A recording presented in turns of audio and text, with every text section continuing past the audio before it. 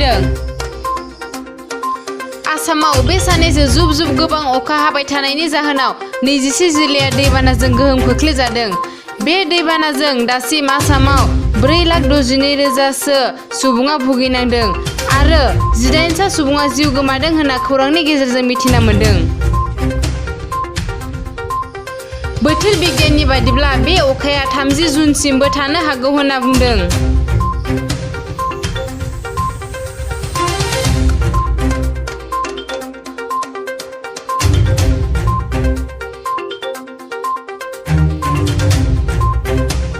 गोनां खौरां, गुवाहाटीआव फुल लकडाउन फोसावबाय।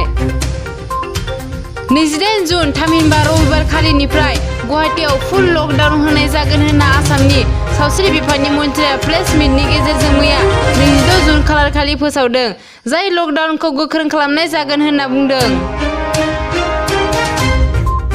28 जुन रबिबार खालि मोनाबिलिनि 7 रिंगानिफ्राय 12 जुलाइ मोनाबिलिनि 6 रिंगासिम बे लकडाउनआ थागोन होनना बुंदों। बेवहाय बे लकडाउननि गेजेरजों माखासे फसंथान, जायगा एबा बन्द खालामनायनि बाथ्रा फोसावदों। बेनि गेजेराव मैगं-थाइगं, ना, बेदर, गेलामाल एबा हलसेल दखान गासैबो बन्द थागोन। लोगोसे सोरखारि आरो बेसरकारि फसंथानफोरा बन्द थागोन आरो सोरखारि बेसरकारि गारिफ्रा बन्द थागोन। लोगोसे धोरोम आरो गासैबो सोलोंथाइ फसंथानफोरा बन्द थाजोबगोन।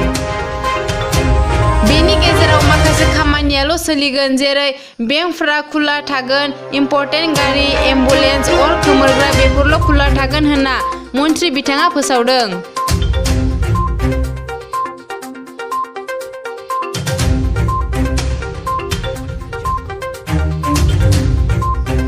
दासिमबो लादाखनि भारत आरो चीननि सीमा LACनि गुदुं बारहावाया जोबनानै थाङाखै।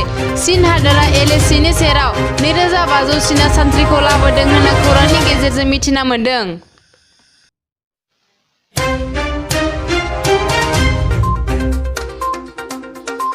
भारत हादोराव COVID-19नि अनजिमाया बांनायनि जाहोनाव इन्टारनेशनेल बिरखं एबा फ्लाइटखौ 15 जुलाइसिम सेन्ट्रेल सरकारा बन्द खालामना होबाय होनना खौरां मोन्दों।